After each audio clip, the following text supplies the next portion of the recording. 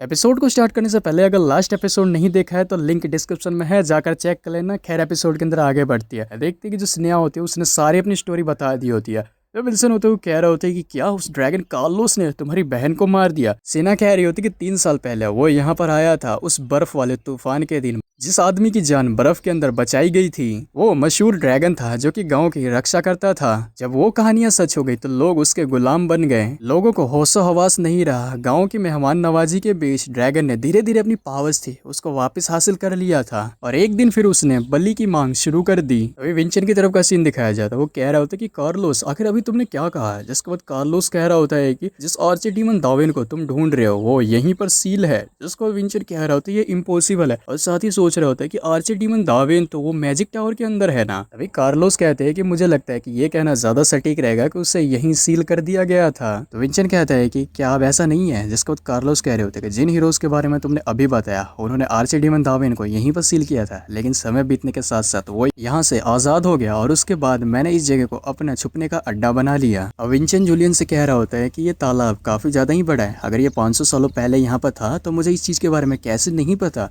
इसके बाद जूलियन कहता है कि क्या ये तुम्हारे समय में यहाँ पर नहीं था। जो प्राकृतिक आपदाएं होती है वो इतनी आसानी से बिल्कुल नहीं बदलती है 500 सालों के अंदर। अभी देखते कि जो विंचन होता है वो सोच रहा होता है तो अगर ऐसा है तो तभी नहीं देखते कि इसको एक मेमोरी होती है, वो फ्लैशबैक होती है जिसके अंदर की जो आर्चडीमन दावेन होता है और आर्सन के बीच फाइट हो रही होती है। विंचन कह रहा होता है कि क्या ये एक मेमोरी है, ये बैटल यहीं पर खत्म हुई थी। तभी देखते कि जो अपना आर्सेनल होता है वो उसके पास अटैक करने के लिए जा रहा था, लेकिन जो आर्चडीमन दावेन होता है अपनी शॉट को सीधा जमीन में ही नीचे गाड़ देता है। तभी देखते कि एक के बाद एक जो अटैक होते हैं वो जमीन से निकलते रहते हैं और इसके बाद वहां पर एक जबरदस्त धमाका हो जाता है। देखते हैं कि उसकी मेमोरीज होती है वो खत्म होती है। जो सीरी होती है विंचन से कह रही होती है कि यंग मास्टर आप ठीक तो है ना। विंचन सोच रहा होता है कि कहीं ऐसा तो नहीं कि जिसने इस तालाब को बनाया है वो मैं ही हूँ, यानी कि उसी धमाके से हो सकता है कि जो तालाब है वो क्रिएट हुआ होगा। तो जो विंचन होता है कह रहा होता है कि कार्लोस जब तक मैं यहाँ पर हूँ क्या मैं इस तालाब की इन्वेस्टिगेशन कर सकता हूँ। जिसको कार्लोस कह रहा होता है कि मैं तुम्हें काफी ज्यादा दिलचस्प हूँ, अगर तुम मेरे साथ थोड़ा बहुत और बातचीत करोगे तो तुम्हें और चीजें याद आ सकती है, तो ऑफकोर्स तुम इसकी इन्वेस्टिगेशन कर सकते हो।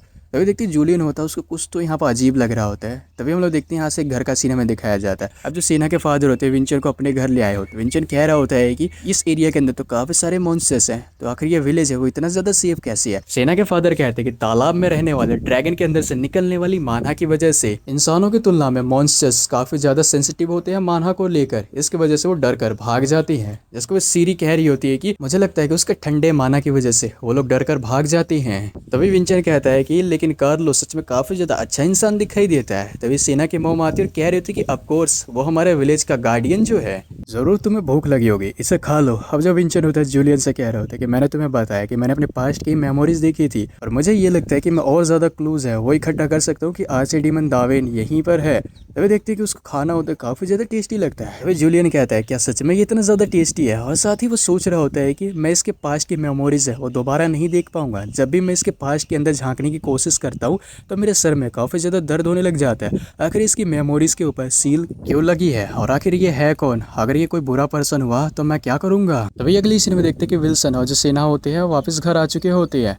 तो विंचन कह रहा होता है कि विल्सन तुम वापस आ गए। सेना की मॉम कह रही थी कि सेना मैं तुम्हारे बारे में दोबारा चिंता कर रही थी कि कहीं तुम दोबारा से कहीं दूर तो नहीं चली गई। इसके बाद सेना कह रही होती है कि ये सुनकर मैं काफी ज्यादा थक चुकी हूँ, अब मुझे ये नहीं सुनना है। इसके बाद उसके फादर कह रहे होते हैं कि उसे अब रहने भी दो, थोड़ी देर में वो अपने आप ही ठीक हो जाएगी। फिर देखते हैं जो विल्सन होता है कह रहा होता है कि यंग मास्टर मैं आपको कुछ बताना चाहता हूँ। तभी सेना विल्सन का मुंह बंद कर देती है और सोच रही होती है कि अभी नहीं, मैं सच्चाई बताऊंगी, लेकिन ये जानने के बाद ये जो सर्वेंट है वो मुझसे झूठ तो नहीं बोल रहा था। मैं ये पहले जानूंगी कि आखिर ये विंचन अकेडमी किस तरह का पर्सन है, उसके बाद ही।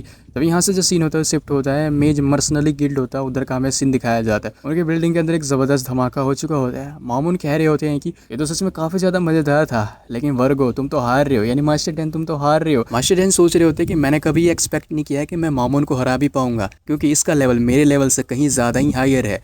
ये तो सिर्फ मेरे एक प्लान का हिस्सा है, इसे कन्विंस करने के लिए मैं इसे तब तक एक्साइटेड करूंगा जब तक कि अपना आपा है वो खो नहीं देता, यानी तब तक इसे उकसाता ही रहूंगा। सिस्टर जो स्पिल तुम मेरे लिए छोड़ के गई हो मेरी मदद करेगा। तभी देखते हैं कि जो मामून होते हैं उसकी तरफ बढ़ते हो, कह रहे होते हैं कि वर्गो लगता है कि तुम कुछ छुपा रहे हो। तभी देखते हैं कि अपना पावरफुल अटैक होता है सीधा वर्गो के ऊपर कर देते हैं, मास्टर डैन के ऊपर। उस अटैक का इम्पैक्ट इतना ज्यादा होता है कि पूरी मर्सनली गिल्ड होती है वो पूरी तरीके से कांप चुकी हुई होती है। अंदर जो मेंबर्स होते हैं कह रहे होते हैं कि कोई गिल्ड मास्टर को रोको, दूसरे वाला कह रहा होता है कि कोई भी यहाँ पर ऐसा नहीं है जो कि गिल्ड मास्टर को रोक भी पाएगा। देखते हैं कि मास्टर डैन ने टेलीपोर्टेशन मैजिक का इस्तेमाल करके उस अटैक से अपने आप को बचा लिया होता है। मामून सोच रहे थे क्या एक टेलीपोर्टेशन सर्कल था क्या इसके हाथ में, क्या यही इसका हिडन कार्ड है। देखते जो मास्टर डैन होते हैं अटैक चार्ज करने लग जाती है। देखते जो मामून होते हैं वो कह रहे होते हैं कि अब तुम मुझे किन चालों से हैरान करने वाले हो, अरे ये स्पिल तो। तभी देखते जो मास्टर डैन होते हैं अपनी जो स्पिल होते हैं वो चार्ज कर देते हैं। देखते हैं कि जो अटैक होता है इतना ज़्यादा तेज होता है कि वहाँ पर एक ज़बरदस्त धमाका हो जाता है। पूरा गिल्ड होता है उसकी छत इधर उड़ चुकी होती है।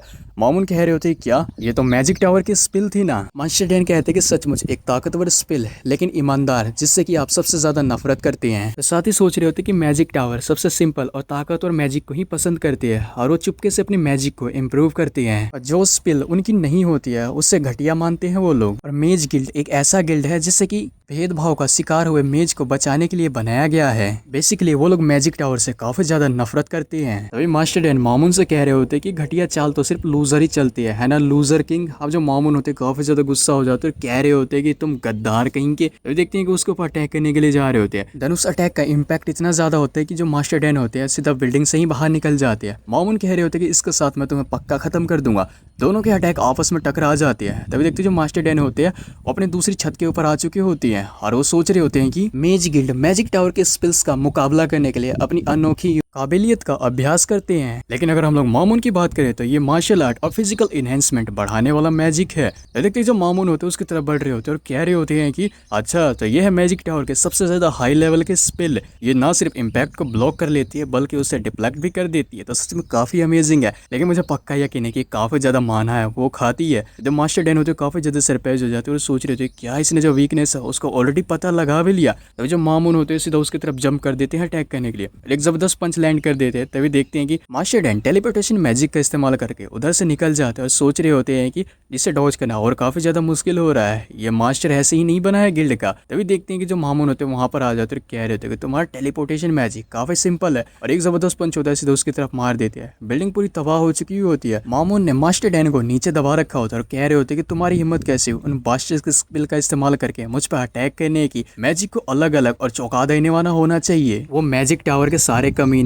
जो कि स्पिल्स को रैंक देते हैं और नॉन ट्रेडिशनल स्पिल्स को नजरअंदाज कर देते हैं वो लोग असली जादूगर बिल्कुल भी नहीं है। मास्टर डैन कहते हैं कि अगर तुम उनसे इतनी ज्यादा नफरत करते हो तो क्यों ना तुम खुद ही उसे निस्तनाबूद कर दो। आखिर तुम डर किससे रहे हो। जिसको मामून कह रहे होते हैं कि वो कई सदियों से हारे बिल्कुल भी नहीं है चाहे हम कुछ भी करें। अगर हम उनसे भिड़ते हैं तो हमारा ही खात्मा हो जाएगा। जिसको मास्टर डैन कह रहे होते हैं कि अगर कैसा रहेगा कि मैं ये कहूँ कि हमारे पास एक अपॉर्चुनिटी है पूरे मैजिक टावर को डिस्ट्रॉय कर देने की। अकेडेंस के एक सबसे भरोसेमंद यंग मास्टर अभी मैजिक टावर को हराने की एक जर्नी पर निकले हुए हैं। वही इकलौते हैं जो कि गिल्ड को हायर करना चाह रहे थे। अगर हम लोग अभी निकलते हैं तो हम उन तक पहुंच जाएंगे। विंचन की तरफ का सीन दिखाया जाता है। विंचन सोच रहा होता है कि मैं अपनी भूली हुई पास्ट की यादों को इकट्ठा करने की कोशिश कर रहा हूँ जो कि विंचन बनने के बाद धुंधली हो गई थी। लेकिन ज्यादातर जो इंपॉर्टेंट मेमोरीज है वो वापस आ रही है। इस लेक के अंदर जो माना मौजूद है उसकी वजह से ही मैं ये सारी चीजें याद कर पा रहा हूँ और इस मेमोरी के साथ जो सारी चीजें वो दोबारा से यहीं से खत्म हो गई। इसी धमाके पर उसकी जो मेमोरीज होती है वो खत्म हो जाती है। तभी देखते कि विल्सन अपनी कल्टीवेशन तोड़ देता है। कार्लोस कह रहे होते हैं कि तुम्हारे रिएक्शन से पता चल रहा है जो तुम्हें देखना चाहिए था वो तुम देख ही नहीं पाए। इसका विंचन कह रहा होता है कि नहीं। जिसके बाद कार्लोस कह रहे होते हैं कि चलो आज की जो चीजें यहीं पे खत्म कर लेते हैं, कल हम दोबारा से इसे ट्राई करेंगे और कल एक फेस्टिवल भी है तो यहाँ से जाने से पहले तुम इसे जरूर एंजॉय करना। जिसको विंचन कह रहा था आपका शुक्रिया। तभी वो लोग वहाँ से निकल पड़ते हैं। विंचन सोच रहा होता है कि